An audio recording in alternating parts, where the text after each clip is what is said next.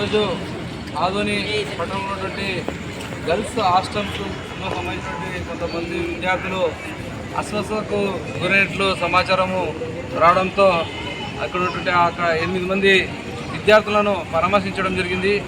వాళ్ళు ఎలాంటి ఇబ్బందులకు గురైనట్టు తెలుసుకోవడం జరిగింది. వైద్యులకు వాళ్ళకు సంబంధించినటువంటి పూర్తి వివరాల మీద సంబంధించి ఎలాంటి వైద్యము అందించారు, ఇంకా మెరుగైన వైద్యము అందించడానికి ఉత్తమమైనటువంటి వైద్యులకు సిఫారసు చేయమని కూడా అడగడం జరిగింది. వాళ్ళకు మెరుగైనటువంటి వైద్యం అందిస్తున్నట్లు వైద్యులు చెప్పడం జరిగింది.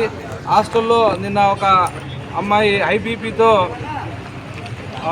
చికిత్స పొందడం జరిగింది. ఆ అమ్మాయిని చూసి వీళ్ళందరూ కొంచెము భయభ్రాంతులకు గురయ్యి వాళ్ళు అదేవిధంగా హాస్టల్లో కొంచెం వేడి రేకుల షెడ్ ఉండడం వల్ల వేడి ఎక్కువ ఉండడం వల్ల ఇది సంభవించవచ్చు అని వైద్యులు కూడా తెలపడం జరుగుతుంది. ఏదేమైనప్పటికీ కూడా విద్యార్థులందరూ కూడా ఉత్తమమైనటువంటి వైద్యం అందే విధంగా స్థానిక శాసనసభ్యులు డాక్టర్ పార్థసారథి గారి యొక్క సూచన మేరకు వైద్యులు కూడా అదేవిధంగా ప్రభుత్వ యంత్రాంగం కూడా అన్ని రకాలైనటువంటి ఏర్పాట్లు చేయడం జరిగింది.